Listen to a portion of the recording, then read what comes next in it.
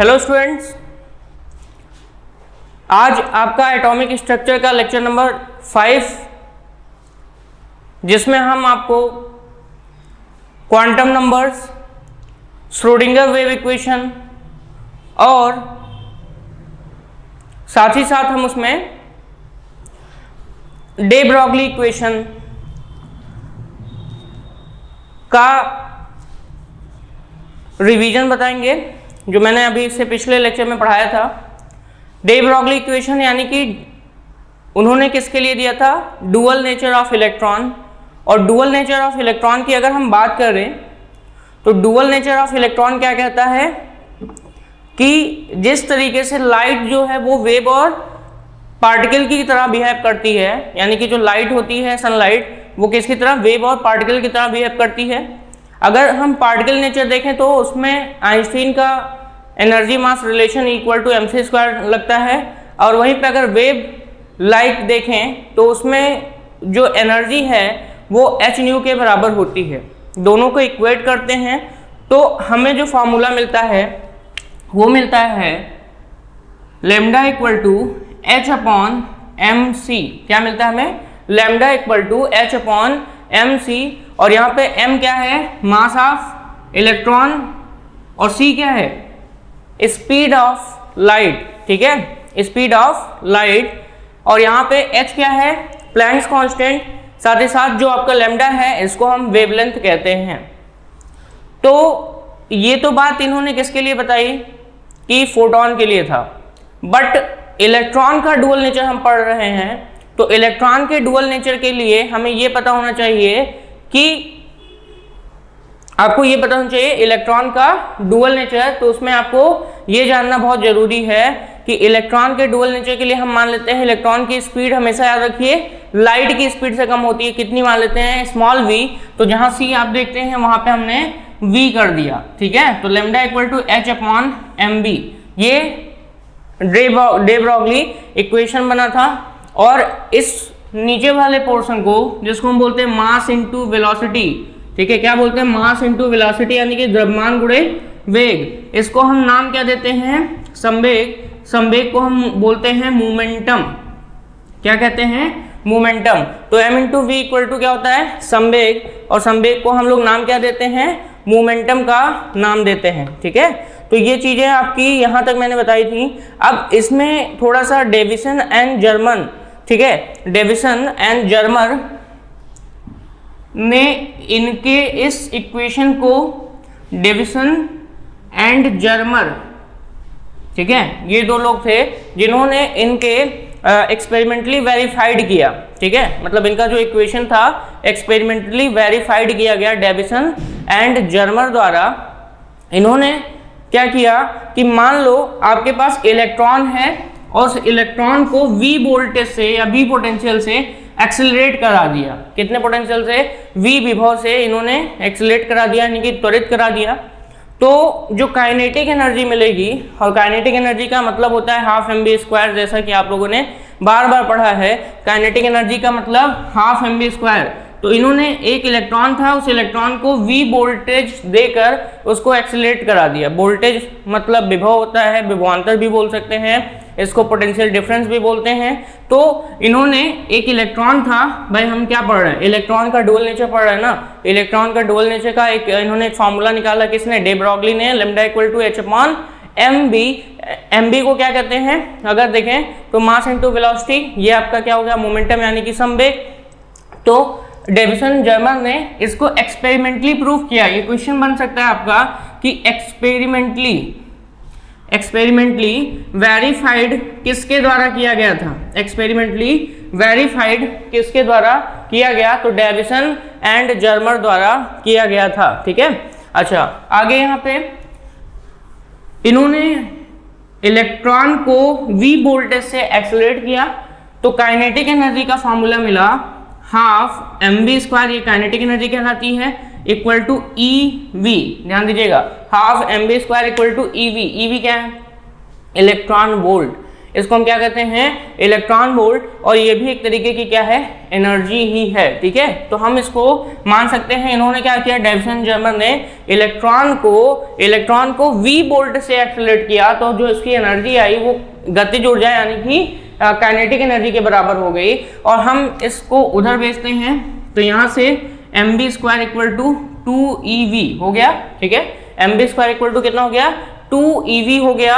अब ध्यान दीजिएगा, दोनों तरफ हम m से मल्टीप्लाई कर रहे हैं, दोनों तरफ हम m से मल्टीप्लाई कर रहे हैं, तो यहाँ हो जाएगा m square v square equal to 2evm, ये हो गया।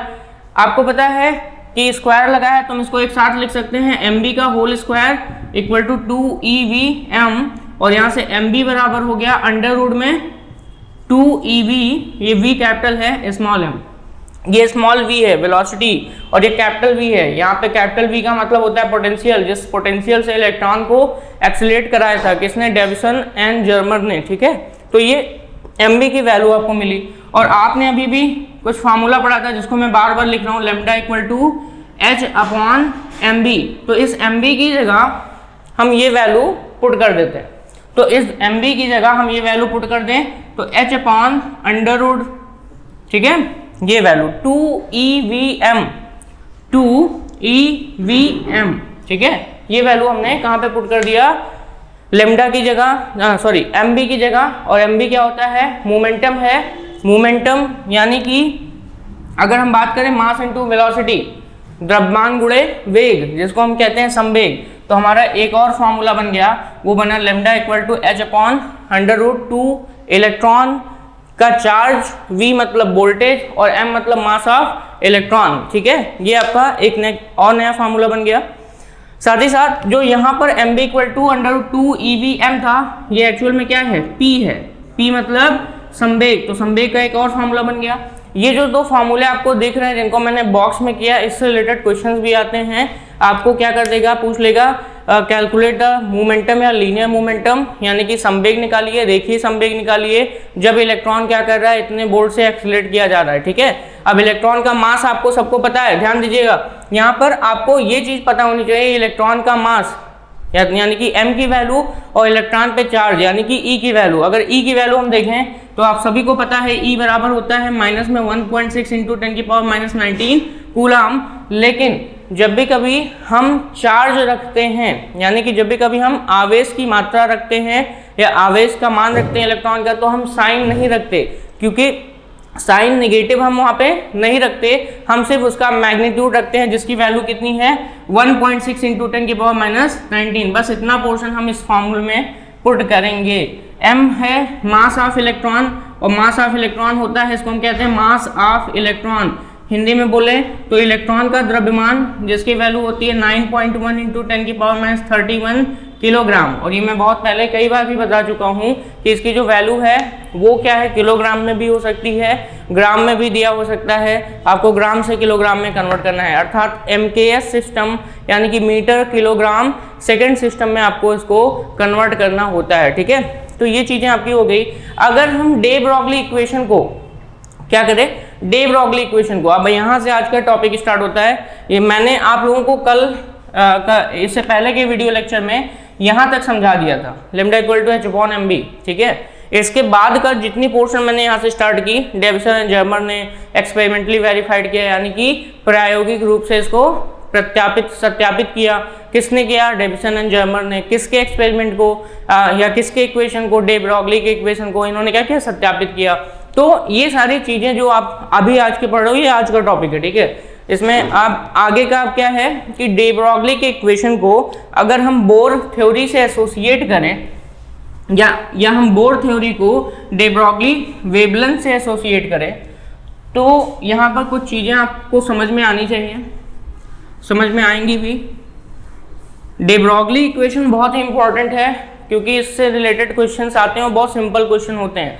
अगर आप इसमें सारी चीज़ों को आप समझ गए तो क्वेश्चन आपको करने में परेशानी नहीं होगी। तो चलिए हम अगला टॉपिक है, अगर हम if bore theory is associated with day Broglie equation, अगर हम बोर थ्योरी को यानी कि अगर बोर के सिद्धांत को हम डे ब्रॉगली के इक्वेशन यानी कि डे ब्रॉगली के समीकरण से एसोसिएट कर दें, उसको जोड़ कर देखें, तो हम इलेक्ट्रॉन के वेवलेंथ को भी डिटरमाइन कर सकते हैं।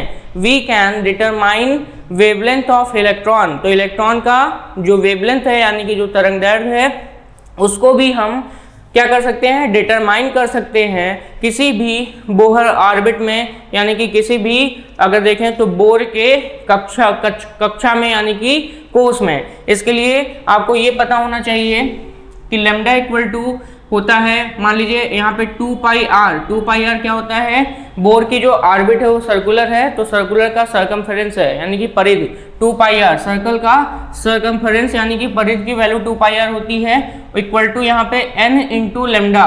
ये हो गया 2 pi r equal to n into lambda. ये बोर के थ्योरी से निकला हुआ है। यहाँ से अगर लेमडा निकालें तो लेमडा की वैल्यू हो जाएगी 2 पाई आर अपॉन n। ये n नीचे चला आया, n की वैल्यू, इसे n को क्या कहते हैं, प्रिंसिपल क्वांटम नंबर 1 2 3 4 ऐसे चलता है आपका। मान लीजिए पहला सेल है तो n रखोगे, दूसरा है तो 2 रखोगे, तो लेमडा की वैल्यू आपको कितनी मिली, 2 पाई आर अपॉन n। ये बोर के हिसाब से हुआ। दूसरी चीज अगर हम यहीं पे डे ब्रॉगली के हिसाब से पढ़ें तो lambda equal to h upon क्या होता है, लेमडा इक्वल टू क्या होता है, h अपॉन एम बी। अभी पढ़ा था कुछ देर पहले। एम बी को क्या कहते हैं हम लोग, मास इनटू वेलोसिटी, जिसको हम कहते हैं संवेग यानी कि p से डिनोट करते हैं, मोमेंटम कहते हैं। इन दोनों को आप क्या करो एक दूसरे से, इक्वेशन नंबर 2 समझो इसको इक्वेशन नंबर 1। इन दोनों में लेफ्ट हैंड साइड देखिए लेमडा है, तो राइट हैंड साइड को भी बराबर करके हम लोग कैलकुलेट करते हैं। तो यहाँ हो जाएगा h अपॉन एम बी, ये हो गया, वो किसके बराबर, 2 पाई आर अपॉन n। अब ध्यान दीजिए एम बी को उधर भेजते हैं, बाकी चीज़ों को राइट साइड भेज देते हैं। तो एम बी आर यहाँ से क्या मिला, M V R, M V ये तो इधर गया, आर इससे मल्टीप्लाई हुआ, n को इधर भेजोगे तो एन एच हुआ अपॉन 2 पाई। तो ये हो गया M B R equal to N H upon 2 pi. और ध्यान दीजिएगा ये मैंने कहीं आपको बताया है, बोर थ्योरी के पास्टुलेट्स में बताया आपको कि जो ऑर्बिटल का लीनियर मोमेंटम होता है, या सॉरी ऑर्बिटल का एंगुलर मोमेंटम होता है, उसकी वैल्यू h अपॉन 2 पाई का इंटीग्रल मल्टीपल होता है हर एक इलेक्ट्रॉन के लिए, ठीक है। तो ये चीज़ मैंने आपको बताई है, M B R equal to क्या हो गया, एन एच अपॉन 2 पाई, ठीक है। तो यहाँ पर आपको ये बोर का थ्योरी से रिलेटेड एक पास्टुलेट मिल गया। तो हम डे ब्रॉगली इक्वेशन को अगर बोर की थ्योरी से एसोसिएट करें तो हमें ये फार्मूला प्राप्त होता है, ठीक है। और इस फार्मूले का हम ऑर्बिटल एंगुलर मोमेंटम यानी कि कक्षक कोणीय संवेग निकालने के लिए प्रयोग करते हैं। किसका, इलेक्ट्रॉन का कक्षक कोणीय संवेग यानी कि ऑर्बिटल एंगुलर मोमेंटम, ठीक है। तो ये चीज़ें आपकी यहाँ पे क्लियर होती हैं। M B R equal to N H upon 2 pi.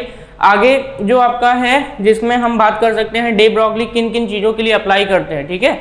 तो डे ब्रॉगली जो इक्वेशन है वो माइक्रोस्कोपिक ऑब्जेक्ट्स के लिए अप्लाई होता है, मैक्रोस्कोपिक ऑब्जेक्ट्स के लिए अप्लाई नहीं होता है। Day Broglie equation microscopic particles के लिए अप्लाई होता है, मैक्रोस्कोपिक यानी कि बहुत बड़े पार्टिकल के लिए अप्लाई नहीं होता है। इसलिए day Broglie equation everyday life में हमारा यूज नहीं होता है, ठीक है। लेकिन हम माइक्रोस्कोपिक पार्टिकल की बात कर रहे हैं, माइक्रोस्कोपिक का मतलब इलेक्ट्रॉन, प्रोटॉन, ऐसी चीजें, ठीक है। तो उन पे क्या होता है, डे ब्रॉगली इक्वेशन अप्लाई होता है। अब अगला टॉपिक है हम लोगों का, वो है, ठीक है, वो है आपका Heisenberg uncertainty principal.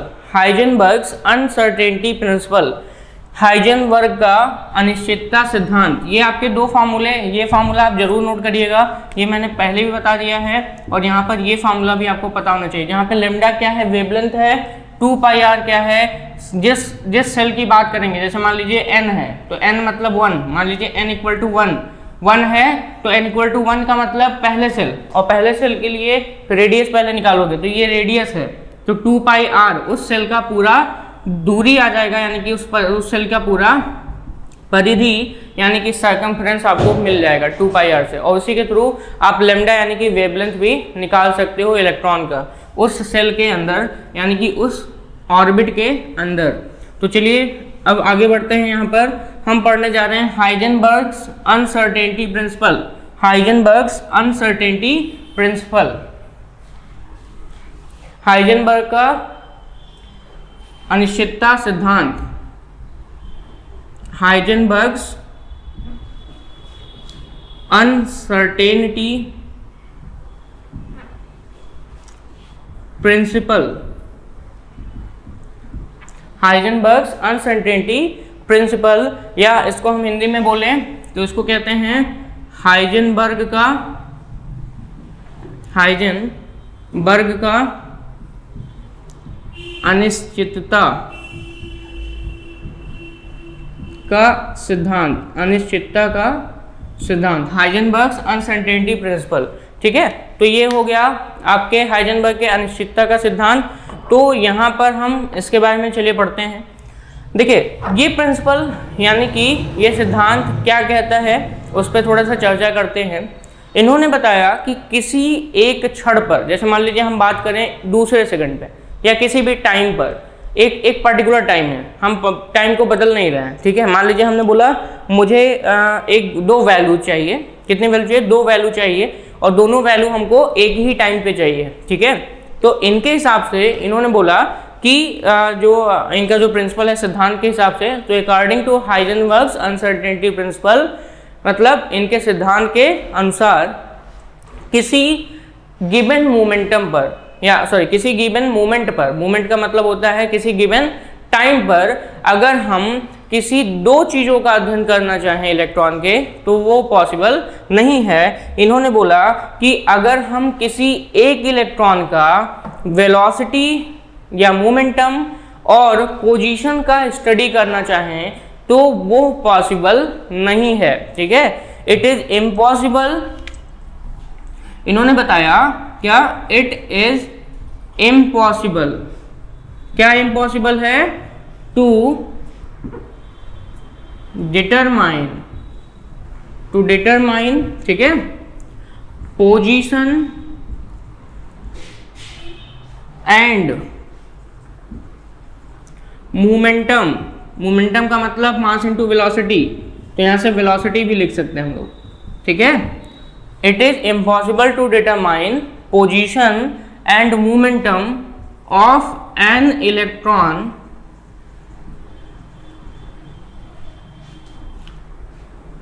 Eight a given time, at a given time. और ये जो गिवन टाइम है, वो गिवन टाइम का मतलब जैसे पर्टिकुलर टाइम, जैसे मान लिया दूसरे सेकंड पे पूछ लिया, बताओ भैया पोजीशन कितना होगा, मोमेंटम कितना होगा, इट इज इम्पॉसिबल। किसके थ्रू बताया गया, हाइजेनबर्ग के थ्रू बताया गया। ठीक है, हाइजेनबर्ग ने बताया कि किसी भी इलेक्ट्रॉन के लिए किन्हीं दो चीज़ों की गणना करना या कैलकुलेशन करना इम्पॉसिबल है, वो भी एक ही समय पर। ठीक है, अलग अलग समय पर हम कर सकते हैं, बट एक ही समय पर हम गणना नहीं कर सकते। तो इन्होंने सिर्फ यही लिखा, it is impossible to determine position और momentum of an electron at a given time, या एट एनी गिवन टाइम भी लिख सकते हैं, किसी भी, एट एनी गिवन टाइम। ठीक है, टाइम मतलब मूवमेंट, मूवमेंट लिखना और भी अच्छा लगेगा आपको, क्योंकि मूवमेंट लिख देंगे तो किसी भी क्षण की बात हो जाती है। मान लीजिए दूसरे तीसरे चौथे, टाइम का मतलब थोड़ा सा ये हो जाता है कि हाँ मेरे पास टाइम है, दूसरे 2 से लेके 4 सेकंड, 2 से लेके 5 सेकंड, ये टाइम हो गया। मूवमेंट का मतलब होता है एक्यूरेट टाइम पर, यानी कि इसको हम बोलते हैं किसी पर्टिकुलर टाइम पर हम बात करते हैं। ठीक है, तो ये आपका हाइजेनबर्ग अनसर्टेनिटी प्रिंसिपल, जिसका स्टेटमेंट क्या है, ये है, it is impossible to determine position and momentum, momentum का मतलब वेलोसिटी से भी है, of an electron at any given moment. ठीक है, किसी भी क्षण किसी इलेक्ट्रॉन का एक साथ पोजीशन यानी कि स्थिति और साथ ही साथ उसका संवेग या गति हम या वेग बोल सकते हैं, हम डिटरमाइन नहीं कर सकते हैं। और इन्होंने इसको मैथमेटिकली रिप्रेजेंट किया, और मैथमेटिकली रिप्रेजेंट कैसे किया इन्होंने, delta X into delta P is greater than or equal to h upon 4 pi. फिर से सुन लीजिए, delta X into delta P is greater than or equal to h upon 4 pi. What is x, x को आप position बोलते हो, जैसे आप x एक्सिस पढ़ते हो, y एक्सिस पढ़ते हो, तो वहाँ x मतलब पोजीशन होता है। तो डेल्टा x का मतलब हो गया, यहाँ पर हर एक का मतलब मैं यहाँ पे लिख देता हूँ। डेल्टा x का मतलब अनसर्टेनिटी इन पोजीशन, यानी कि इसका मतलब होता है पोजीशन यानी कि स्थिति में अनिश्चितता, इसको हम लिखते हैं स्थिति में अनिश्चितता। मतलब स्थिति में कितनी अनिश्चितता है, अनसर्टेनिटी है, ठीक है। दूसरा यहाँ पर डेल्टा पी, तो ये हो गया अनसर्टेनिटी इन मोमेंटम, मतलब संवेग में अनिश्चितता, ठीक है। ये संवेग में हो गया। h को तो जानते ही हैं, ये क्या कहलाते हैं, इसको हम कहते हैं प्लांक्स कांस्टेंट, और यहीं पर 4 पाई तो एक वैल्यू है जिसमें पाई की वैल्यू 3.14 होती है, ठीक है। अच्छा, अब हम इसको क्या लिखते हैं, जो हमने अभी भी लिखा है, तो यहाँ से क्या हो गया, अगर देखें तो delta X into delta P is greater than और इक्वल टू h/4 पाई। आपका ऑप्शन बन के आता है which of the following gives Heisenberg principle को यहाँ पे कौन डिटरमाइन या कौन बताता है, स्टेट कौन करता है। तो यहाँ पे ये फॉर्मूला आपको पता होना चाहिए, delta X into delta P is greater than और इक्वल टू h/4 पाई, ठीक है। अच्छा, अब इसी में आपको हम यहाँ पे थोड़ा सा मॉडिफिकेशन भी बता दें। क्वेश्चंस आपके कैसे आते हैं इसके, वो समझ लीजिए आप थोड़ा सा। ये जो फार्मूला अभी आपने लिखा है, कौन सा फार्मूला जो आपके सामने लिखा है, delta X into delta P is greater than और इक्वल टू h/4 पाई। यहाँ पे जो डेल्टा पी लिखा है ये होता है अनसर्टेनिटी इन मोमेंटम, जैसा कि मैंने यहाँ लिखा है। तो अब डेल्टा पी यहाँ से क्या हो जाता है, मास इंटू वेलोसिटी। मास तो चेंज होता नहीं है, वेलोसिटी में अनसर्टेनिटी आ सकती है, तो डेल्टा वी, यहाँ पे डेल्टा वी अब क्या हो गया, मास इंटू वेलोसिटी। और अगर अनसर्टेनिटी इन मोमेंटम है, यानी कि संवेग में अगर अनिश्चितता है, तो मास में तो होगी नहीं, तो किसकी वजह से आ रही है, वेलोसिटी में अनिश्चितता की वजह से। इसको हम कहते हैं अनसर्टेनिटी इन वेलोसिटी, ठीक है। अब हम ये वैल्यू अगर हम यहाँ डेल्टा पी की जगह पुट कर दें, तो हम लिख सकते हैं delta X into mass into delta V greater than और इक्वल टू h/4 पाई। ये आप देख रहे हैं, delta X into mass into delta V यहाँ पे हो गया, और greater than equal to h/4 pi. और अगर हम इसको और भी अच्छे से लिखना चाहें, तो मास को हम उधर भेज देंगे, और मास अगर उस साइड चला गया, ठीक है, तो यहाँ से हो जाएगा delta X into delta V, ठीक है, इज ग्रेटर देन और equal to h/4 pi m, ठीक है, h/4 पाई m। ये क्या हो गया, ये आपका पोजीशन और वेलोसिटी में अनसर्टेनिटी की वैल्यू है, निकालने का तरीका है। ऐसे ही एनर्जी और टाइम में भी अनसर्टेनिटी होती है, जिसको रिप्रेजेंट करने का तरीका होता है एनर्जी और टाइम में delta E delta T is greater than और इक्वल टू h/4 पाई। यहाँ पे डेल्टा E क्या है, एनर्जी में अनसर्टेनिटी है, और डेल्टा T टाइम में अनसर्टेनिटी है। और इसको अगर हम प्रिंसिपल के थ्रू लिखना चाहें, किसके प्रिंसिपल के थ्रू, आपके अगर देखें हाइजेनबर्ग अनसर्टेनिटी प्रिंसिपल, तो उसको हम ऐसे लिख सकते हैं, delta E into delta T is greater than equal to h/4 pi. मतलब अनसर्टेनिटी है, ये सिंबल ये बता रहा है कि इसमें क्या है, अनिश्चितता है, कंफर्म नहीं है, ठीक है। ये चीज़ आपकी क्लियर हो गई। अगला जो है वो है आपका अब यहाँ पर अनसर्टेनिटी प्रिंसिपल से रिलेटेड पहले बता दें क्वेश्चन कैसे आते हैं। क्वेश्चन में आपको ऐसे दे देगा, यहाँ पे स्टार्ट करते हैं। मान लीजिए हमने ये फार्मूला आपको पहले पढ़ाया था, तो इस फार्मूले में देखिए, जैसे पोजीशन में अनसर्टेनिटी आपको क्वेश्चन में गिवन होगा, आपको बोल देगा हमको मोमेंटम में अनसर्टेनिटी निकालिए, तो हम इसमें रख करके फॉर्मूले से हम निकाल देंगे। कभी कभी पूछ लेगा बताइए वेलोसिटी में अनसर्टेनिटी कैसे निकालोगे, तो ये फार्मूला लगाओगे, वेलोसिटी में अनसर्टेनिटी इससे निकालोगे। कभी पूछ लिया एनर्जी में अनसर्टेनिटी कैसे निकालोगे, लेकिन आपको दिया रहेगा डेल्टा टी, यानी कि टाइम में अनसर्टेनिटी आपको पता रहेगा, तो टाइम वाला दिया है, इसका वैल्यू आप यहाँ से कैलकुलेट करके क्या कर लोगे, कैलकुलेट करके आप इसको निकाल लोगे। कोई दिक्कत यहाँ तक आई थिंक नहीं आनी चाहिए, अगर आती है तो आप पूछिए हमसे, ठीक है।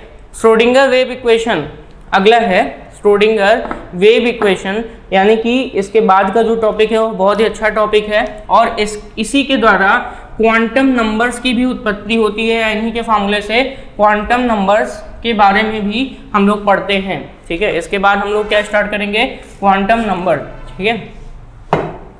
तो अब हम पढ़ने जा रहे हैं श्रोडिंगर वेव इक्वेशन।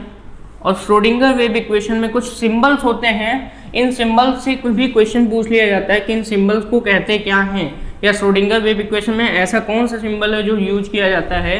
तो चलिए बता रहे हैं और उसका मतलब क्या होता है। Important equation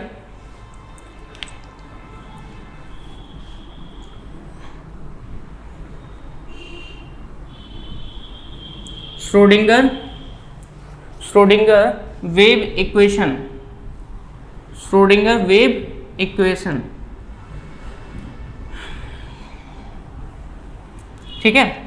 Schrodinger wave equation यानी कि श्रोडिंगर का तरंग समीकरण, इसको हम क्या कहते हैं, श्रोडिंगर का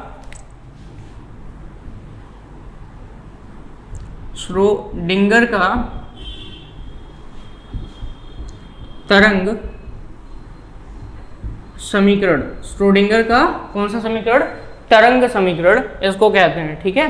तो श्रोडिंगर वेव इक्वेशन, चलिए पढ़ते हैं। श्रोडिंगर वेव इक्वेशन की अगर हम बात करें तो श्रोडिंगर वेव इक्वेशन में आपका अगर देखें तो ये एरविन श्रोडिंगर द्वारा दिया गया था। किसके द्वारा दिया गया था, एरविन श्रोडिंगर द्वारा आपका ये इक्वेशन दिया गया था। नाम है एरविन श्रोडिंगर, ठीक है। कब दिया गया था, 1926 में। आपका 1924 में डे ब्रॉगली इक्वेशन आया था, ध्यान रखिएगा। 1924 में कौन सा इक्वेशन आया था, डे ब्रॉगली इक्वेशन आया था। और 1924 के बाद 1926 में श्रोडिंगर वेव इक्वेशन आया था, ठीक है। श्रोडिंगर वेव इक्वेशन कब आया था, 1926 ईस्वी में, जो किस पे बेस्ड था, डुअल नेचर ऑफ इलेक्ट्रॉन पे। जैसा कि मैंने अभी डे ब्रॉगली इक्वेशन की बात की तो वो डुअल नेचर ऑफ इलेक्ट्रॉन है, wave nature and particle nature. Same ऐसे ये भी जो है वो आपका किस पे बेस्ड था, डुअल नेचर ऑफ इलेक्ट्रॉन पे, ठीक है। इसमें जो आपका अगर देखें तो इलेक्ट्रॉन जो था, यानी कि इसमें श्रोडिंगर वेव इक्वेशन में इलेक्ट्रॉन को 3 डायमेंशनल तरंग की तरह डिस्क्राइब किया गया है, ठीक है। ध्यान दीजिएगा, फिर से सुनिए। अभी मैंने बोला कि ये जो है आपका श्रोडिंगर वेव इक्वेशन ये किसके हिसाब से है और कैसा है। अगर श्रोडिंगर वेव इक्वेशन की बात करें तो ये आपका डुअल नेचर ऑफ इलेक्ट्रॉन पे बेस्ड है। तो ये कैसा बेस्ड है या किस तरीके से बेस्ड है वो सुनिए आप। श्रोडिंगर वेव इक्वेशन में इन्होंने ये बताया कि जो इसमें इलेक्ट्रॉन है, जो न्यूक्लियस के चारों तरफ इलेक्ट्रॉन क्या कर रहा है, घूम रहा है, वो जो इलेक्ट्रॉन है वो 3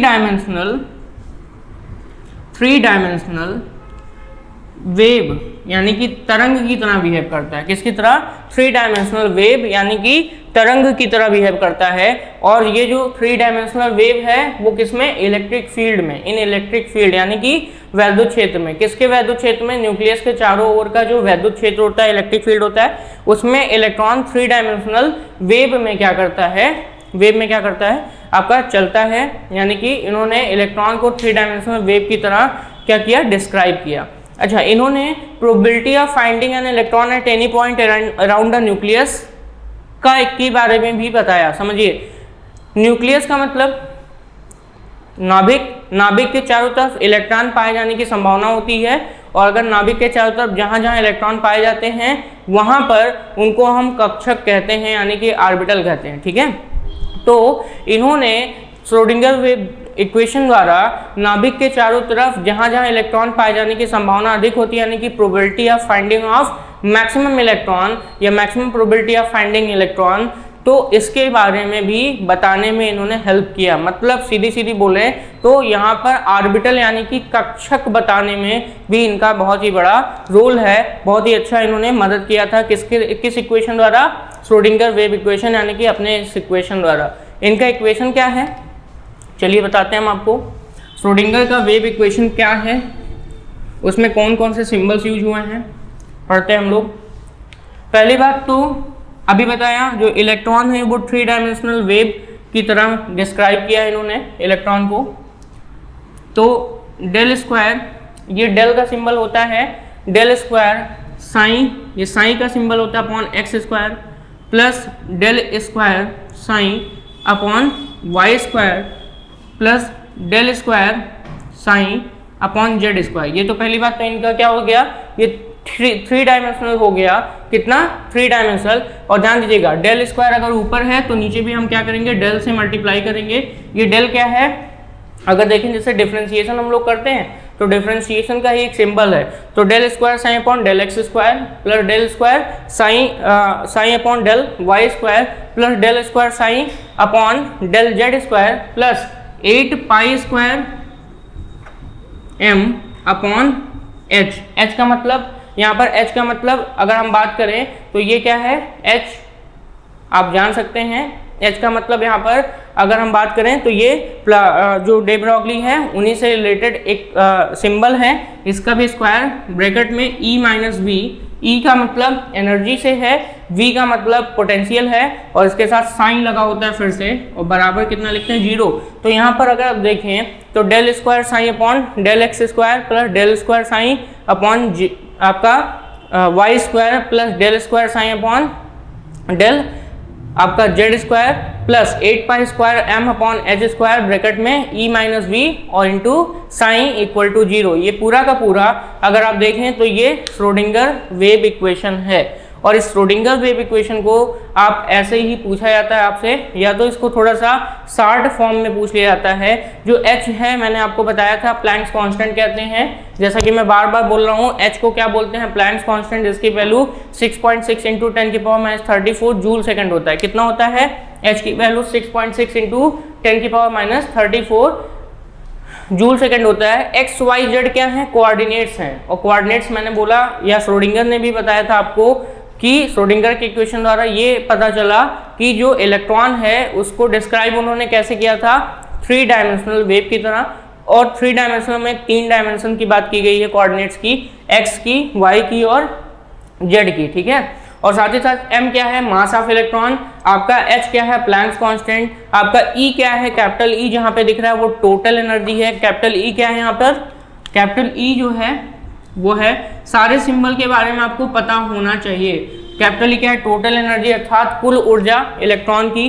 V क्या है, पोटेंशियल एनर्जी या पोटेंशियल ऑफ इलेक्ट्रॉन। V क्या है, potential of electron, potential energy of electron, ठीक है। साइन की बात करें तो साइन को बोलते हैं एम्पलीट्यूड ऑफ वेव, या इसी को हम वेव फंक्शन भी कहते हैं। बहुत इंपॉर्टेंट टर्म है, ये क्वेश्चन पूछा जाता है व्हाट इज साइन, तो साइन का मतलब होता है एम्पलीट्यूड, एम्पलीट्यूड ऑफ वेव, या इसी को बोलते हैं वेव फंक्शन। हिंदी में बोले तो इसको बोलते हैं तरंग का आयाम, एम्पलीट्यूड मतलब आयाम, और वेव फंक्शन को बोलते हैं तरंग फलन। क्या कहते हैं, तरंग फलन कहते हैं। तो यहाँ पे साइन को क्या कहते हैं, एम्पलीट्यूड ऑफ वेव कहते हैं, और वहीं पर इसी को हम वेव फंक्शन भी कहते हैं। और कई जगह आपको बताया तो साइन के साथ एक डेल लिखा है, तो डेल का मतलब होता है इनफाइनाइटेसिमली चेंज के लिए इसको यूज करते हैं, ठीक है। डेल का मतलब टेसिमल चेंज, मतलब अनंत छोटे, बहुत ही छोटा अगर हम बात करें तो उसकी चेंज के लिए हम किसका यूज करते हैं, डेल के लिए यूज करते हैं, ठीक है। तो श्रोडिंगर वेव इक्वेशन ये आपका हो गया।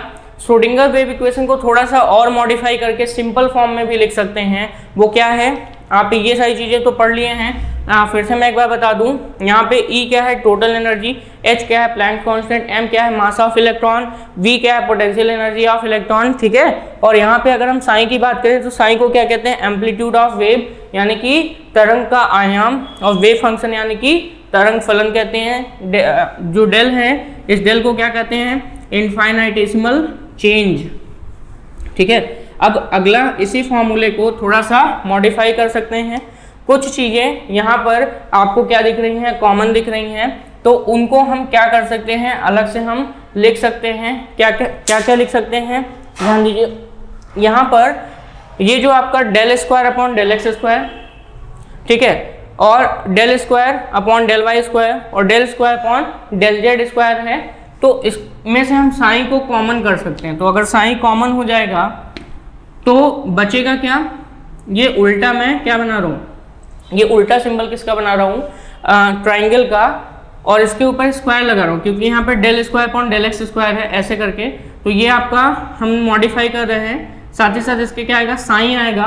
तो इतना पोर्शन, ये जो पूरा पोर्शन यहाँ से लेके यहाँ तक आप देख रहे हैं, यहाँ से लेकर यहाँ तक, इसको मैंने इतने में कंसाइज कर दिया। अब इसकी वैल्यू हम बताएंगे अभी, प्लस बाकी बची चीज़ों को हम लिख देते हैं 8 pi square m upon H square E minus V psi equal to 0।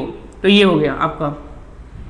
यहाँ पे जो ये उल्टा ट्राइंगल की तरह सिंबल बना है, इसको बोलते हैं लाप्लासियन ऑपरेटर।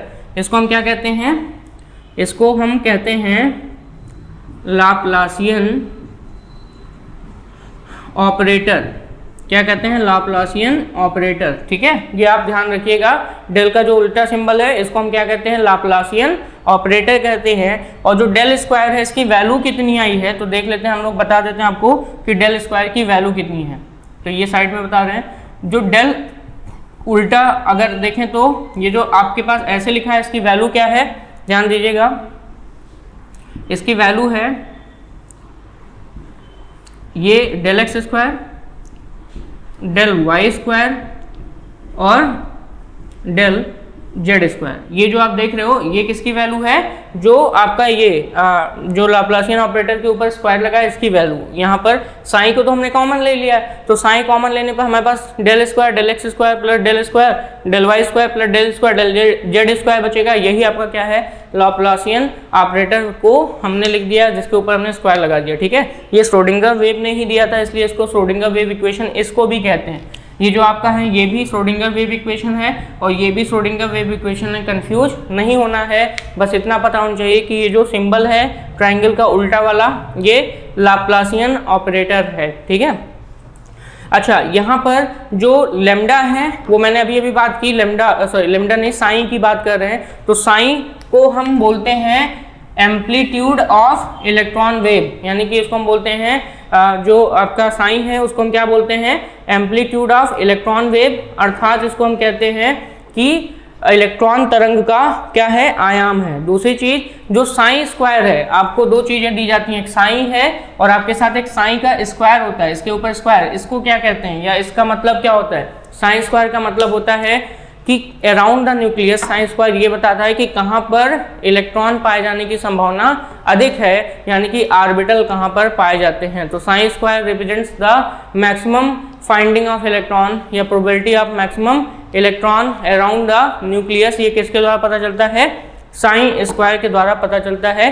इसे हम इलेक्ट्रॉन डेंसिटी भी कहते हैं और साथ ही साथ इलेक्ट्रॉन क्लाउड या एटॉमिक ऑर्बिटल भी कहते हैं। ठीक है, तो साइन स्क्वायर द्वारा इलेक्ट्रॉन डेंसिटी, इलेक्ट्रॉन क्लाउड या एटॉमिक ऑर्बिटल का पता चलता है। मतलब समझ लिए, इलेक्ट्रॉन डेंसिटी, जैसे मान लीजिए न्यूक्लियस के चारों तरफ जहां पर इलेक्ट्रॉन्स पाए जाते हैं वहां पर उनको हम क्या कहते हैं, नाभिक कहते हैं।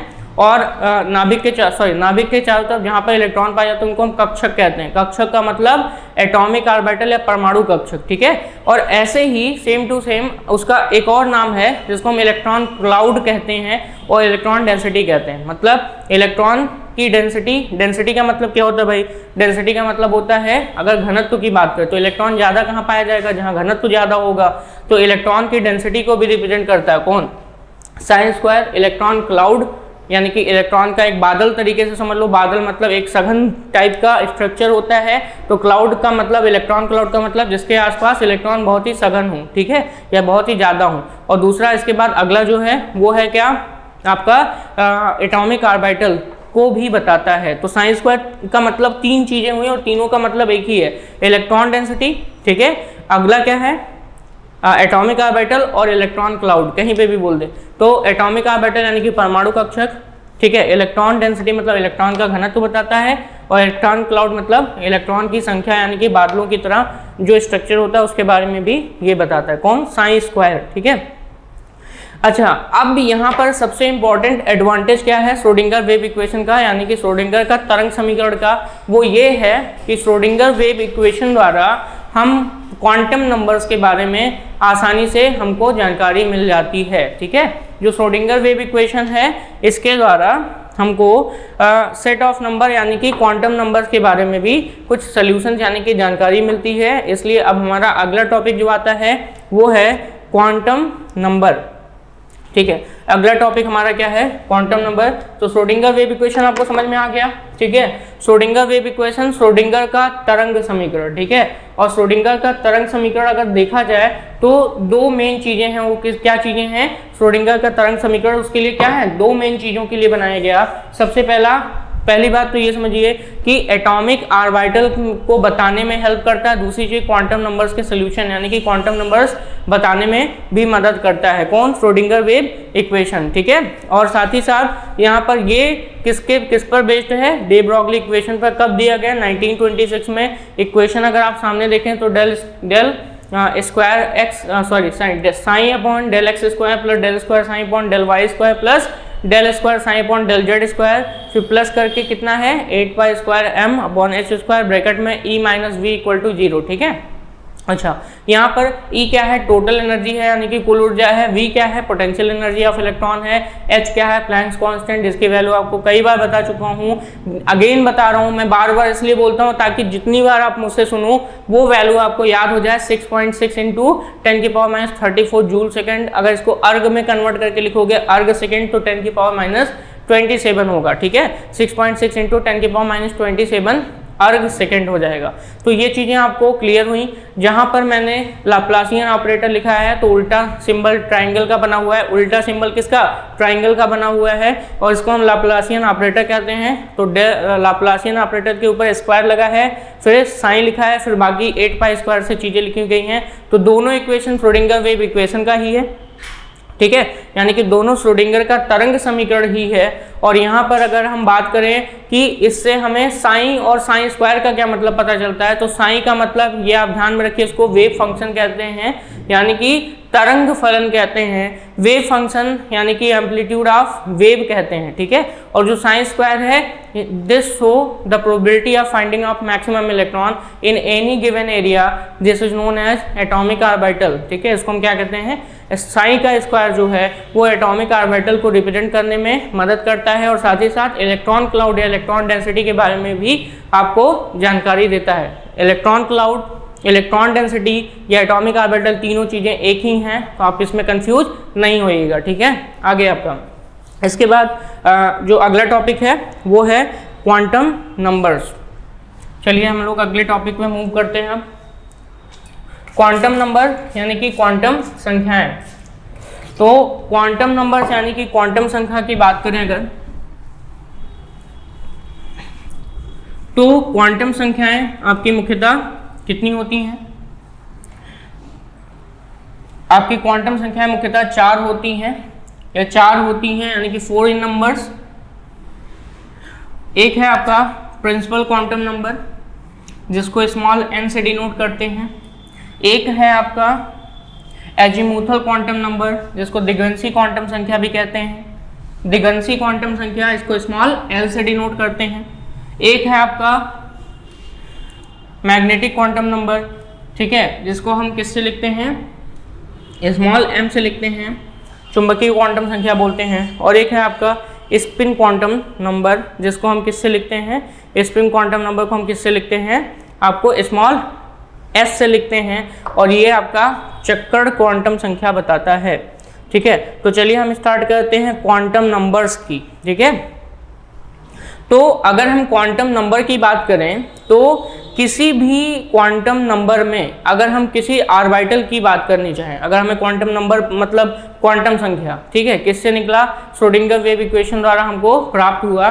तो अगर हम क्वांटम नंबर्स की बात करें, क्वांटम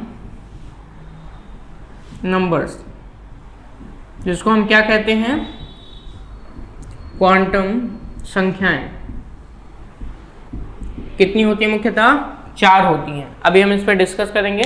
लेकिन किसी परमाणु के अंदर प्रत्येक कक्षक को यानी कि प्रत्येक ऑर्बिटल को 3 क्वांटम नंबर द्वारा रिप्रेजेंट किया जा सकता है। ऑर्बिटल की बात कर रहे हैं, इलेक्ट्रॉन की बात नहीं कर रहे। इलेक्ट्रॉन को 4 क्वांटम नंबर द्वारा रिप्रेजेंट किया जाता है। बट अगर हम किसी ऑर्बिटल की बात करें, जैसे सिंपल सा बात सुन लीजिए आप, सबसे पहले आपका सेल होता है, ठीक है। सेल को हम हिंदी में क्या कहते हैं, कोष बोलते हैं, या इसी को हम ऑर्बिट भी कहते हैं। सेल के बाद आपका क्या होता है, सब सेल होता है जिसको हम हिंदी में क्या कहते हैं, उपकोष कहते हैं। उसके बाद तब जाकर आपका क्या आता है, ऑर्बिटल आता है।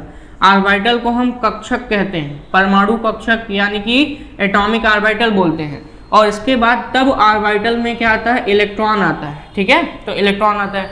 तो अगर हम बात करें सिर्फ और सिर्फ ऑर्बिटल की, तो जो ऑर्बिटल है वो 1, 2 और 3 चीज़ों से रिप्रेजेंट होता है। ठीक है, वहीं पर अगर इलेक्ट्रॉन की बात करें तो इलेक्ट्रॉन को के लिए 4 क्वांटम नंबर की जरूरत पड़ती है, 1, 2, 3 और 4। वो कौन कौन से हैं, ध्यान दीजिएगा। सेल को रिप्रेजेंट करने का तरीका n से है, सब सेल को रिप्रेजेंट करने का तरीका स्मॉल l है, और ऑर्बिटल को m से, और इलेक्ट्रॉन को रिप्रेजेंट करने का तरीका s है। ये 4 आपके जो लिख रहे हैं n, l, m और s, इन्हीं को हम क्या कहते हैं, क्वांटम नंबर्स कहते हैं। जैसा कि मैं आपको बोल चुका हूँ कि क्वांटम नंबर 4 होते हैं। एक होता है प्रिंसिपल क्वांटम नंबर, तो प्रिंसिपल क्वांटम नंबर ये आपका स्मॉल n से दिखाया जाता है। एक मैंने बताया एजीमुथल क्वांटम नंबर, तो ये आपका किससे दिखाया जाता है, L से। यहीं पे ऑर्बिटल क्वांटम, सॉरी यहाँ पे magnetic quantum number, magnetic quantum number ये आपका स्मॉल m से। और एक होता है स्पिन क्वांटम नंबर, ये आपका स्मॉल s से दिखाया जाता है। तो यहाँ पे कितने आपके हो गए, 4 हो गए। नो डाउट आपका क्लियर हुआ यहाँ पे कि क्वांटम नंबर कितने हो सकते हैं। अब अगर हम किसी एटम के ऑर्बिटल की बात करेंगे, यानी कि एटम के कक्षक की बात करेंगे, तो हम यहाँ पे बात करेंगे। और इससे ऊपर लेकर के टोटल 3 आपको मिलेंगे। एक मिला n, l और m, ये 3 आपके मिले। तो यहाँ पे अगर हम किसी एटम के ऑर्बिटल की बात करेंगे तो यहाँ पर आपके कितने हैं, 3 क्वांटम नंबर्स आते हैं। अगर हम इलेक्ट्रॉन की बात करें तो इलेक्ट्रॉन 4 क्वांटम नंबर द्वारा रिप्रेजेंट किया जाता है टोटल। कौन कौन सा, n, l, m और s। तो चलिए प्रिंसिपल क्वांटम नंबर की बात करते हैं। सबसे पहले हम बात करेंगे मुख्य क्वांटम संख्या। मुख्य क्वांटम संख्या, अच्छा इन सब का मतलब क्या है, इन सब से हमें पता क्या चलता है, ध्यान दीजिएगा। जो आपका क्वांटम नंबर है, इनसे क्या क्या चीजें हमें पता चलती हैं। सबसे पहला एनर्जी ऑफ इलेक्ट्रॉन पता चलता है, एनर्जी ऑफ इलेक्ट्रॉन। दूसरा position of electron, position of electron. तीसरा angular momentum of electron, angular momentum of electron, ये भी हमें पता चलता है। चौथा किस ऑर्बिटल में है, ऑर्बिटल पोजीशन हमें पता चलता है। साथ ही साथ अगला स्पिनिंग ऑफ इलेक्ट्रॉन, इलेक्ट्रॉन कैसे स्पिन कर रहा है, उल्टा कर रहा है या सीधा कर रहा है, स्पिन की बात करते हैं, यानी कि डायरेक्शन ऑफ स्पिनिंग, इसकी पता हमको किससे चलती है, आपके क्वांटम नंबर से। एनर्जी ऑफ इलेक्ट्रॉन मतलब इलेक्ट्रॉन की ऊर्जा, पोजीशन ऑफ इलेक्ट्रॉन मतलब इलेक्ट्रॉन की स्थिति, एंगुलर मोमेंटम ऑफ इलेक्ट्रॉन मतलब इलेक्ट्रॉन का कोणीय संवेग, आपका ऑर्बिटल पोजीशन यानी कि इलेक्ट्रॉन का कक्षक कहाँ है, किस कक्षक में या किस जगह पे इलेक्ट्रॉन है। साथ ही साथ हमें सेल का भी पता चलता है। अगला छठा देखें तो सेल यानी कि किस कोष में है, किस सब सेल में है, ये भी हमें पता चलता है, यानी कि किस कोष में इलेक्ट्रॉन को हमने रखा है। ठीक है, ऑर्बिटल की पोजीशन और साथ ही साथ spinning of electron. Spinning of electron की बात करें तो किसी भी ऑर्बिटल में एक ऐसे होता है, एक ऐसे होता है, 2 इलेक्ट्रॉन रह सकते हैं। किसी भी कक्षक में अधिकतम 2 इलेक्ट्रॉन रह सकते हैं। एक अगर ऐसे है तो दूसरा ऐसे है, एक को हम पॉजिटिव हाफ लिखते हैं तो दूसरा आपका निगेटिव हाफ स्पिन वाला कहलाता है। इसका मतलब उल्टी डायरेक्शन में है इलेक्ट्रॉन, ठीक है, यानी कि एक दूसरे के अपोजिट स्पिन में होता है। तो चलिए हम स्टार्ट करते हैं प्रिंसिपल क्वांटम नंबर यानी कि मुख्य क्वांटम संख्या से। ठीक है, या तो मैं एक बार फिर से लिख दूं यहाँ पर कि क्वांटम संख्याएं कितनी होती हैं। क्वांटम संख्याएं मुख्यतः 4 होती हैं। पहला प्रिंसिपल क्वांटम नंबर, यानी कि इनको हम कहते हैं मुख्य क्वांटम संख्या। इनको हम क्या कहते हैं, मुख्य क्वांटम संख्या। अगला दूसरा है एजीमुथल क्वांटम नंबर, इसको हम कहते हैं ड्यूगेंसी क्वांटम संख्या। तीसरा मैग्नेटिक क्वांटम नंबर, इसको हम बोलते हैं चुंबकीय क्वांटम संख्या। एंड लास्ट आपका स्पिन क्वांटम नंबर, यानी कि इसको हम कहते हैं स्पिन या फिर चक्रण क्वांटम संख्या। ठीक है, इसको हम क्या कहते हैं? चक्रण क्वांटम संख्या। प्रिंसिपल क्वांटम नंबर, मुख्य क्वांटम संख्या को स्मॉल n से डिनोट करते हैं। अजीमुथल यानी कि डिगंसी क्वांटम संख्या को स्मॉल l से डिनोट करते हैं। आपका जो मैग्नेटिक है इसको स्मॉल m से डिनोट करते हैं, और जो स्पिन है उसको स्मॉल s से डिनोट किया जाता है। ठीक है, तो अब हम स्टार्ट करते हैं वो कौन सा? आपका मुख्य क्वांटम संख्या। चलिए, सबसे पहले हम बात करेंगे प्रिंसिपल क्वांटम नंबर की। तो इसके कुछ पॉइंट्स हैं, वो पॉइंट्स मैं आपको बता दूं। जो प्रिंसिपल क्वांटम नंबर है ये प्रपोज किया गया, यानी कि बताया गया था किसके द्वारा? बोर के द्वारा। ठीक है, सबसे पहला पॉइंट किसने बताया? बोर ने बताया। ठीक है, बोर ने बताया सबसे पहले, और साथ ही साथ प्रपोज बाय बोर ऐसे भी लिख सकते हैं। सबसे पहले बोहर ने बताया, और इन्होंने इसको सिंबल क्या दिया? Denoted by small n। Small n से डिनोट किया जाता है।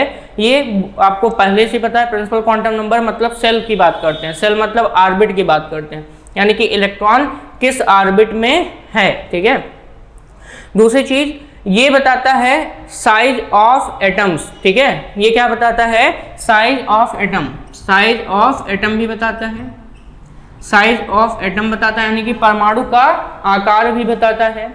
एनर्जी ऑफ इलेक्ट्रॉन, किसी भी ऑर्बिट में अगर इलेक्ट्रॉन है तो उसका एनर्जी भी बताता है। ऊर्जा मतलब इलेक्ट्रॉन की ऊर्जा, एनर्जी ऑफ इलेक्ट्रॉन। ठीक है, किसी भी ऑर्बिट यानी कि किसी भी कोष में है तो ये किसकी बात क्या बताता है आपको? एनर्जी ऑफ इलेक्ट्रॉन भी बताता है किसी भी ऑर्बिट में। अगला, इसके थ्रू आप मैक्सिमम नंबर ऑफ इलेक्ट्रॉन निकाल सकते हो।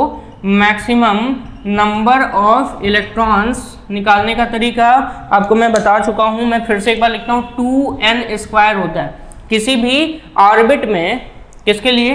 In orbit. ऑर्बिट मतलब अगर हम यहाँ पे लिखें कोष में, किसी भी कोष में, कोष का मतलब यहाँ पे k, l, m, n ऐसे जितने भी हैं, तो इन ऑर्बिट कोष में अगर हमें मैक्सिमम इलेक्ट्रॉन निकालना है तो मैक्सिमम नंबर ऑफ इलेक्ट्रॉन निकालने के लिए हमारे पास फॉर्मूला है कि 2n²। ठीक है, 2n²। तो चलिए यहाँ पे 2n², जैसे मान लीजिए k के लिए n की वैल्यू कितनी होती है? 1। भाई आपको पता है k पहला कोष होता है, और यहाँ पे इसको KLMN को हम n = 1 2 3 4 से भी रिप्रेजेंट करते हैं। ठीक है, n = 1 2 3 4।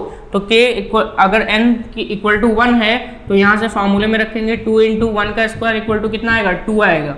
यहीं पर l है तो l के लिए n कितना होता है? 2, और यहाँ से रखेंगे 2 × 2 का स्क्वायर, ये कितना आ जाएगा? 8 आ जाएगा। m है तो m के लिए अगर हम वैल्यू पुट करें तो m की वैल्यू आपकी आ जाएगी n = 3, जिसके लिए 2 × 3 का स्क्वायर करेंगे तो 18 आएगा। और ऐसे ही n KLMN, तो यहाँ पे n बराबर कितना रखना पड़ेगा? 4। 2 × 4 का स्क्वायर, और इसको जब सॉल्व करोगे तो 32 आएगा। ठीक है, तो हमने कहाँ तक बताया आपको? 32 तक बताया। ठीक है, और 32 से आगे तक का अभी पॉसिबल नहीं हो पाया है, यानी कि अभी तक ऐसा कोई एटम नहीं मिला है जिसमें 32 इलेक्ट्रॉन से ज़्यादा क्या हो? पॉसिबिलिटी हो। इसलिए हम सिर्फ KLMN लिखने के बाद डॉट डॉट लगा देते हैं, इसका मतलब आगे की भी पॉसिबल हो सकता है। अभी तक हमें सिर्फ इतने एटम्स मिले हैं जिनमें मैक्सिमम इलेक्ट्रॉन 32 तक पाए जाते हैं, उससे ज़्यादा हमको एटम्स अभी तक ज्ञात नहीं हुए हैं, यानी कि हम खोज नहीं सके हैं। ठीक है, अब ध्यान देना मैंने क्या क्या पॉइंट लिखा। बोर ने बताया किससे डिटरमाइन करते हैं? स्मॉल n से इसको डिनोट करते हैं। साइज ऑफ एटम बताता है, यानी कि परमाणु का आकार। एनर्जी ऑफ इलेक्ट्रॉन, किसी भी ऑर्बिट यानी कि कोष में इलेक्ट्रॉन है तो उसकी एनर्जी बताता है। मैक्सिमम नंबर ऑफ इलेक्ट्रॉन बताता है किसी भी कोष के लिए, और साथ ही साथ ये अगला पॉइंट, ये नंबर ऑफ ऑर्बिट बताता है, नंबर ऑफ ऑर्बिट्स बताता है, यानी कि कोष की संख्या बताता है। जैसे मान लीजिए मैंने कहीं पे भी लिखा है 1s2, 1s2, इसका मतलब ये जो दो इलेक्ट्रॉन है ये पहले, इसका मतलब ये जो पहला यहाँ 1 आगे लिखा होता है ये n होता है, तो n का मतलब 1, यानी कि जो इलेक्ट्रॉन है 2 वो किस ऑर्बिट में है, पहले ऑर्बिट में, के सेल में है, यानी कि के ऑर्बिट में है, यानी कि के कोष में है। तो आपको अभी आप बाउ का रूल भी बताएंगे, उस रूल में ये सारी चीजें आपको अच्छे से क्लियर हो जाएंगी। तो ये नो डाउट आपका यहाँ तक क्लियर हो गया। साथ ही साथ एक चीज और, एंगुलर मोमेंटम को भी हम प्रिंसिपल क्वांटम नंबर का यूज करके निकाल सकते हैं। जैसे एंगुलर मोमेंटम का फार्मूला क्या था, बताओ मुझे सभी लोग, mvr = nh/2π। देखिए यहाँ पे n आया कि नहीं आया, n मतलब प्रिंसिपल क्वांटम नंबर। तो प्रिंसिपल क्वांटम नंबर का प्रयोग कर हम क्या निकाल सकते हैं, एंगुलर मोमेंटम मतलब अगर हम देखें इसको हम बोलते हैं क्या, कोणीय संवेग भी निकाल सकते हैं। कोणीय संवेग किसके लिए, इलेक्ट्रॉन का कोणीय संवेग, एंगुलर मोमेंटम हम आसानी से क्या कर सकते हैं, निकाल सकते हैं। तो ये चीज आपकी क्लियर हो गई। प्रिंसिपल क्वांटम नंबर बहुत अच्छे से आपका क्लियर हो गया होगा। प्रिंसिपल क्वांटम नंबर कोष को बताता है, ऑर्बिट को बताता है, यानी कि सेल को बताता है, कक्षा को बताता है, ठीक है। साथ ही साथ energy of electron, size of atom और आपका एंगुलर मोमेंटम ऑफ इलेक्ट्रॉन को भी बताता है। 2n² maximum number of electron को भी किसी भी सेल में निकालने के लिए प्रिंसिपल क्वांटम संख्या का हम क्या लेते हैं, सहायता लेते हैं। अब आपका अगला है एजीमुथल क्वांटम नंबर। सेकंड आपका क्वांटम नंबर क्या है, एजीमुथल क्वांटम नंबर, जिसको हम हिंदी में बोलते हैं दिगंसी क्वांटम संख्या। क्या कहते हैं हम लोग, दिगंसी क्वांटम संख्या। चलिए अगला है आपका azimuthal quantum number. Azimuthal quantum number, इसको हम कहते हैं दिगंसी क्वांटम संख्या। एजीमुथल क्वांटम नंबर यानी कि दिगंसी क्वांटम संख्या, ठीक है। अब इसको रिप्रेजेंट करने के लिए हमको पता है कि जो एजीमुथल क्वांटम नंबर है इसको एक्चुअल में एंगुलर क्वांटम नंबर भी कहते हैं। क्या कहते हैं हम लोग, एंगुलर क्वांटम नंबर भी कहते हैं। ये आपका दूसरा था। तो एंगुलर क्वांटम नंबर भी कहते हैं, also known as angular quantum number. Hindi में बोलें तो इसको कोणीय क्वांटम संख्या भी कहते हैं, ठीक है। इसको हम क्या कहते हैं, also known as angular quantum number, यानी कि जो एजीमुथल क्वांटम नंबर इसको हम कोणीय क्वांटम संख्या भी कहते हैं। किससे डिनोट किया जाता है इसको, स्मॉल एल से, इसको स्मॉल एल से डिनोटेड बाय स्मॉल एल, यानी कि स्मॉल एल से क्या किया जाता है, प्रदर्शित किया जाता है इसको। कहीं पर भी अगर हमें एजीमुथल क्वांटम संख्या को दिखाना होता है तो स्मॉल एल से प्रदर्शित करते हैं। अभी मैंने आपको प्रिंसिपल क्वांटम नंबर बताया, तो किसने प्रपोज किया था प्रिंसिपल क्वांटम नंबर, बोर ने प्रपोज किया था। जो आपका एजीमुथल क्वांटम नंबर है ये सोमरफील्ड ने प्रपोज किया था। सोमरफील्ड ने प्रपोज किया। किसने किया, सोमरफील्ड ने आपका कौन सा, आपका एजीमुथल क्वांटम नंबर को प्रपोज किया था सोमरफील्ड ने, ठीक है। अच्छा, ये क्या बताता है, नंबर ऑफ सब सेल्स या सब लेवल बताता है जिसमें इलेक्ट्रॉन रहते हैं। मतलब भाई अभी मैंने बात किया, मैंने आपको बताया था कुछ देर पहले, बगल में ही लिख के बताया था कि सेल के नीचे, सेल के अंदर सब सेल के अंदर ऑर्बिटल और ऑर्बिटल के अंदर इलेक्ट्रॉन, ठीक है, इलेक्ट्रॉन्स होते हैं। तो पहले मुझे सेल पता होना चाहिए, तो सेल पता करने के लिए हमने बताया आपको क्या पता होना चाहिए, प्रिंसिपल क्वांटम नंबर।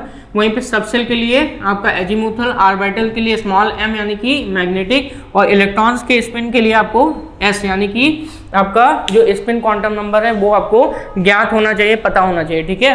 तो यहाँ पर अभी जस्ट जो हम लोग क्या पढ़ रहे हैं, एजीमुथल क्वांटम नंबर, ये अगर देखें तो सब सेल के नंबर को बताता है, यानी कि नंबर ऑफ सब सेल, उपकोष की संख्या, इसी को सब एनर्जी लेवल भी कहते हैं या सब लेवल भी कहते हैं। तो ये क्या बताता है, उपकोष की संख्या बताता है। मतलब किस इलेक्ट्रॉन किस उपकोष में है उसकी संख्या भी बताता है। जैसे मान लीजिए आपको पता है sp-d-f ये उपकोष होते हैं, ध्यान दीजिएगा। उपकोष यानी कि सबसेल्स कौन कौन से होते हैं? s उपकोष, p उपकोष, d उपकोष, f उपकोष। तो sp-d-f इनमें किसमें ये है वो भी ये क्या बताता है आपका जो इलेक्ट्रॉन है वो भी बताता है कि किस सबसेल में है, यानी कि उपकोष की संख्या इसकी कितनी है, sp-d-f। ध्यान दीजिएगा, यहाँ पर कुछ चीज़ें आपको बता दें कि जो sp-d-f है इनके लिए L की कुछ वैल्यू होती है, वो वैल्यू कितनी कितनी है मैं आपको बता दूं। अगर sp-d-f है तो L की कुछ वैल्यू है, L इक्वल टू अगर आपके पास 0 है तो वो S का होगा। L इक्वल टू यानी कि एजीमुथल क्वांटम संख्या अगर आपकी वैल्यू कितनी है 1 है तो वो P का सबसेल में होगा। अगर वहीं पर हम एजीमुथल क्वांटम नंबर की बात करें तो अगर 2 आए तो वो D सबसेल में होगा, और वहीं पर एजीमुथल क्वांटम नंबर अगर 3 आए तो वो किस में होगा? F सबसेल में होगा। ठीक है, तो ये थोड़ा सा ध्यान रखिए। एजीमुथल क्वांटम नंबर के बेसिस पर 0 1 2 3 लिखा है, तो 0 1 2 3 के बेसिस पर ही हम बता सकते हैं कि किस सबसेल में पाया जाता है। 0 है तो S सबसेल में होगा, अगर वहीं पर 1 है तो P सबसेल में होगा, 2 है तो D सबसेल में होगा, 3 है तो F सबसेल में होगा। ठीक है, तो ये एक तरीके से क्या कर रहा है? नंबर ऑफ सबसेल्स बता रहा है, यानी कि डिटरमाइन कर रहा है। अगला है ये शेप ऑफ सबसेल भी बताता है। ठीक है, ये साथ ही साथ क्या बताता है? नंबर ऑफ सबसेल तो बता ही रहा है कि यानी कि इलेक्ट्रॉन किस सबसेल यानी कि किस उपकोष से यानी कि रिप्रेजेंट कर रहा है, यानी कि किस उपकोष से बिलोंग करता है, ये तो साथ ही साथ ये पता चल रहा है। साथ ही साथ ये शेप ऑफ सबसेल भी बताता है, शेप ऑफ सबसेल यानी कि उपकोष का आकार। ठीक है, आकार या आकृति बोल सकते हैं, उपकोष का आकृति या उपकोष की आकृति बताता है। जैसे S है तो S का स्फेरिकल होता है यानी कि गोलाकार। P है तो P के लिए डंबल शेप, ऐसे डंबल। D है तो D के लिए डबल डंबल। ठीक है, डबल डंबल, 2 डंबल अगर बना दें तो ये D के लिए होता है। ठीक है, S के लिए कैसा है? स्फेरिकल आकृति है। अगर L इक्वल टू 0 है मतलब S सबसेल है और वो स्फेरिकल होगा। अगर L इक्वल टू 1 है तो P सबसेल है, ये डम्बेल शेप का है, डम्बेल शेप का। जो आप लोग डम्बेल यूज करते हो ड्यूरिंग एक्सरसाइज वो आपके लिए है, ऐसे करके यूज करते हो तो एक साइड उसका और इसका एक साइड क्या होता है? मोटा होता है, बीच में पतला होता है, तो डम्बल साइज का। दूसरी चीज आपका जो D सबसेल है ये कैसा है? Double dumbbell. देख सकते हैं आप, एक डंबल मैंने ऐसे बनाया और एक डंबल ऐसे बनाया, दोनों एक ही जगह पर जुड़े हुए हैं, तो ये कैसा शेप है? डबल डंबल का शेप, डबल डंबल का शेप। ठीक है, ये आपका किसका है? D का। और जो F है वो कॉम्प्लेक्स होता है, उसका स्ट्रक्चर नहीं बनाया जाता है। ठीक है, S का स्फेरिकल है, P का डंबल है, और आपका जो D है वो डबल डंबल शेप का होता है। कौन सा? D subshell. ठीक है, साथ ही साथ यहाँ पर एनर्जीज ऑफ सबसेल की बात करें तो sp-d-f की एनर्जी की बात करें तो यहाँ पर S की एनर्जी सबसे कम और P की तरफ बढ़ता जाता है, यानी कि sp-d-f में सबसे ज़्यादा एनर्जी किसकी होगी? सबसेल में F की सबसे ज़्यादा होती है। साथ ही साथ ये एनर्जी का लेवल है, ये कौन सा लेवल है? एनर्जी का, यानी कि ऊर्जा का। किसकी ऊर्जा का? सबसेल की एनर्जी का लेवल है। तो S सबसेल की एनर्जी सबसे मिनिमम होती है। उसके बाद आप देखेंगे तो P का ज़्यादा होता है, D का फिर उससे ज़्यादा और F का सबसे ज़्यादा होता है। ठीक है, और अगर हम एनर्जी के बेसिस पे बात करें तो इलेक्ट्रॉन सबसे पहले उन्हीं सबसेल्स में जाते हैं जिसमें मिनिमम एनर्जी उसको मिलती है, यानी कि इलेक्ट्रॉन सबसे पहले S में जाएगा, फिर P में जाएगा, फिर D में जाएगा, फिर F में जाएगा, जिसमें मिनिमम एनर्जी होती है सबसेल की, उसमें सबसे पहले इलेक्ट्रॉन जाते हैं। जो आपबाउ के नियम से मैं आपको बताऊंगा, सबसे पहले S में जाएगा, फिर P में जाएगा, फिर D में जाएगा, फिर F में जाएगा। कुछ वहाँ पे एक रूल भी चलता है आपबाउ के नियम में कि किस सबसेल में इलेक्ट्रॉन सबसे पहले जाएगा, उसके लिए N+L रूल चलता है, और N+L रूल हम आपको वहाँ पे समझाएंगे जब आपबाउ का नियम यानी कि आपबाउ प्रिंसिपल हम पढ़ाएंगे। ठीक है, तो एनर्जी ऑफ सबसेल। यहाँ पे अगर हम L के वैल्यूज की बात करें तो L की वैल्यू जो होती है वो n-1 के बराबर होती है। किसके बराबर होती हैं? n-1 के बराबर होती है। तो ये फिर से हम बता रहे हैं आपको, L की जो वैल्यूज होती हैं, वैल्यूज ऑफ L वो n-1 के बराबर होती हैं। इसको थोड़ा सा ध्यान से समझिएगा तभी आपको समझ में आएगा। यहाँ पे मैं लिखने जा रहा हूँ वैल्यूज ऑफ एल बराबर n माइनस 1। आप समझिए n क्या है, नंबर ऑफ सेल यानी कि प्रिंसिपल क्वांटम नंबर, और L क्या है, एजीमुथल क्वांटम नंबर, जिसको मैं आपको बार बार बता रहा हूँ। इसको हम डिग्वेंसी क्वांटम संख्या को किससे रिप्रेजेंट करते हैं, स्मॉल l से, प्रिंसिपल क्वांटम संख्या को स्मॉल n से। तो अगर हमें वैल्यूज ऑफ L चाहिए तो इसको हम लिखते हैं n माइनस 1। जैसे मान लीजिए हमारे पास ऑर्बिट है, कौन सा ऑर्बिट है, कौन सा, थर्ड ऑर्बिट है। मान लिया हमारे पास तीसरा ऑर्बिट है KLM, इसको हम क्या लिखते हैं m। तो m में जो सबसेल्स होंगे, ठीक है, m में जो सबसेल्स होंगे वो होंगे n माइनस 1 बराबर 3 माइनस 1 इक्वल टू कितना होगा, 2 होगा। कितना होगा, 2 होगा। तो वैल्यूज ऑफ L कितने होंगे, 2 होंगे। कौन कौन से, अगर n माइनस 1 तक लिखते हैं तो इसको कैसे लिखेंगे, एक्चुअल में होंगे 3, ठीक है। इसको लिखने का तरीका कौन कौन से होंगे, ये तरीके से सबसेल जो होंगे, नंबर ऑफ सबसेल्स वो होंगे कौन से, n माइनस 1। तो n माइनस 1 यानी कि 2 तक जाएगा, कहाँ से कहाँ तक, ये हम लिखने का तरीका होता है वैल्यूज ऑफ L। इसको हम सही से और लिखते हैं तो 0 टू n माइनस 1 ये होता है, 0 टू n माइनस 1। यानी कि अगर ऑर्बिट की बात कर रहे हैं, यानी कि कोस की बात कर रहे हैं, कौन से कोस की बात कर रहे हैं हम, 3 को हम लिखते हैं m। तो यहाँ पर जो L की वैल्यूज होंगी, ठीक है, इसको हम लिखें वैल्यूज ऑफ L। तो ये कहाँ से कहाँ होगा, 0 टू n माइनस 1। तो चलिए 0 to n minus 1, n minus 1 का मतलब 3 माइनस 1 कितना मिला, 2।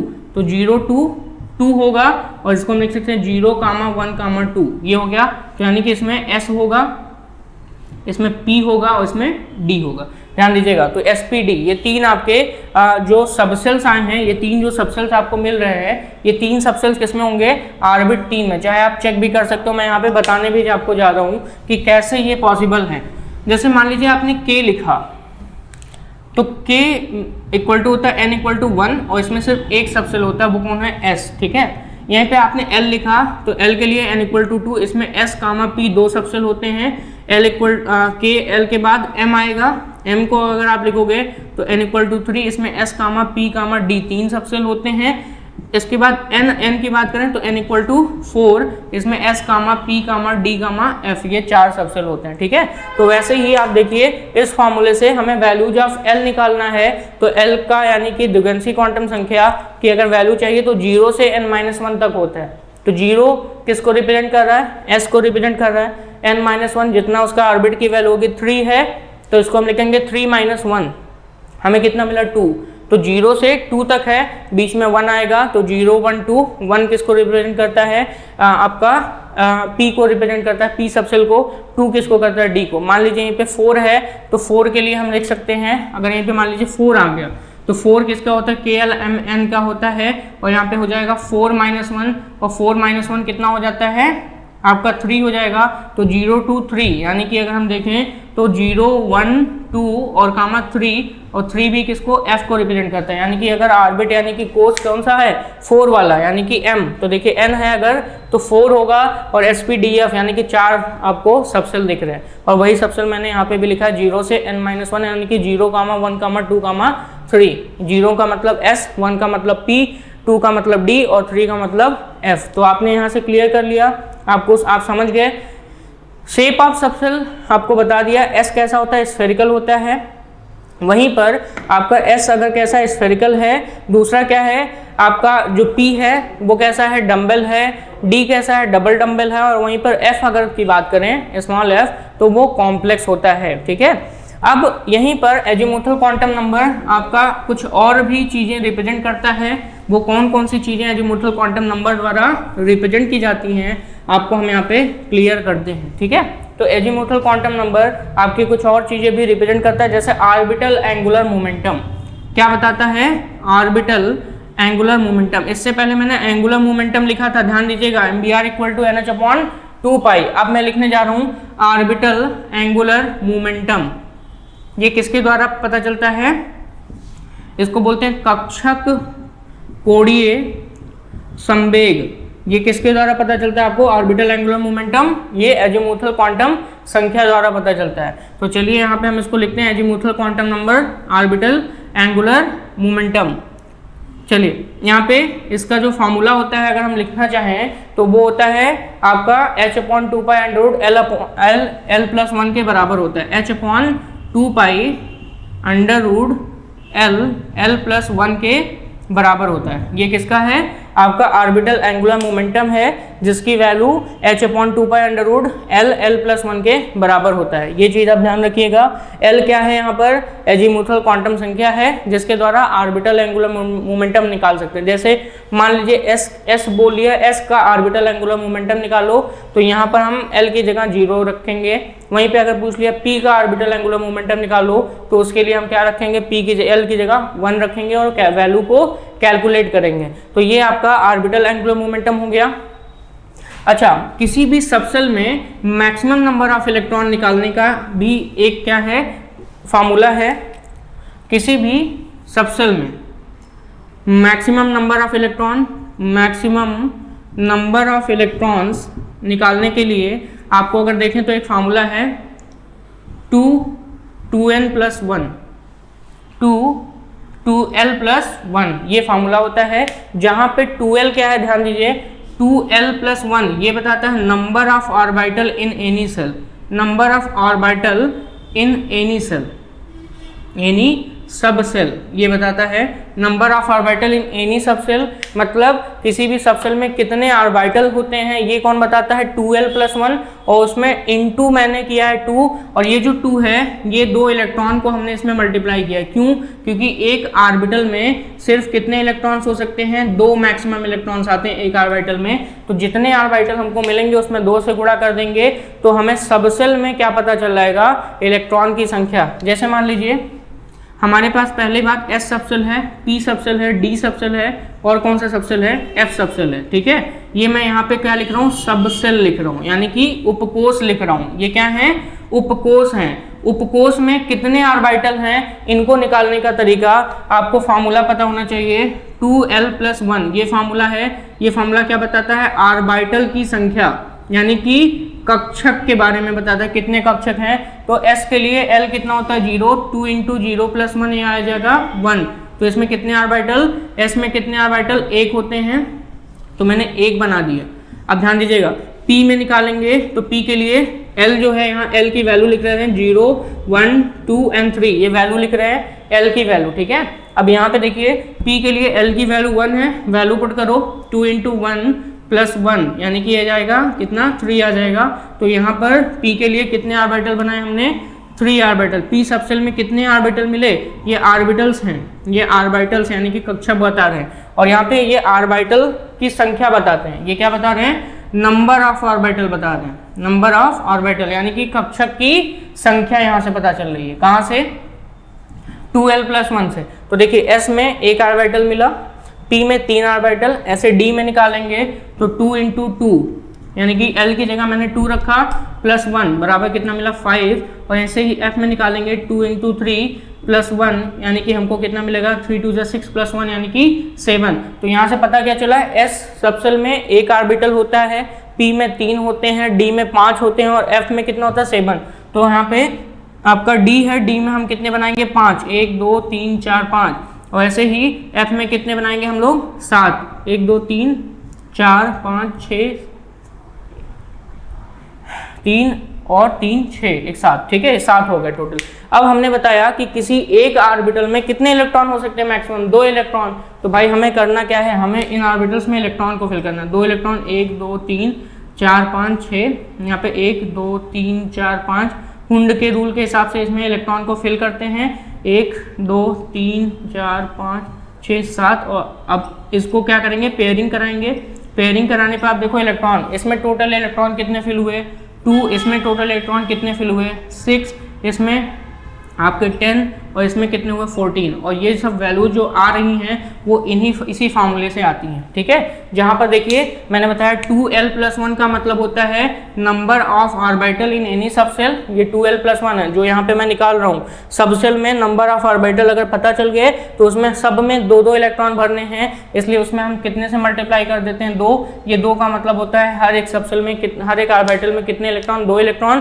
तो किसी भी सबसेल में अगर हम maximum number of electrons in electrons किसमें सबसेल में निकालना चाहें तो maximum number of electron subshell में निकालने का तरीका फॉर्मूला क्या है 2 ब्रैकेट में 2l+1। ठीक है, क्लियर हो गया ये चीज़ें आपकी। तो यहाँ से एक चीज़ आपकी क्लियर हो जाती है कि S में 2 इलेक्ट्रॉन, S सबसेल में 2, P में 6 और D में आपके 10 इलेक्ट्रॉन होते हैं। वहीं पे F सबसेल की बात करें तो उसमें 14 इलेक्ट्रॉन्स होते हैं। और ध्यान रखिए जितने आपके सबसेल होंगे या जितना आपका ऑर्बिट का नंबर होगा, जैसे मान लीजिए K में सबसेल की संख्या 1 होती है, L में सबसेल की संख्या 2 होती है, M में सबसेल की संख्या 3 होती है, N में सबसेल की संख्या 4 होती है। तो नंबर N = 1 है यानी कि K है तो सबसेल भी एक ही होगा, नाम है उसका S। ठीक है, तो नंबर यानी कि कोष की संख्या अगर किसी वैल्यू N के वैल्यू के लिए L की वैल्यू भी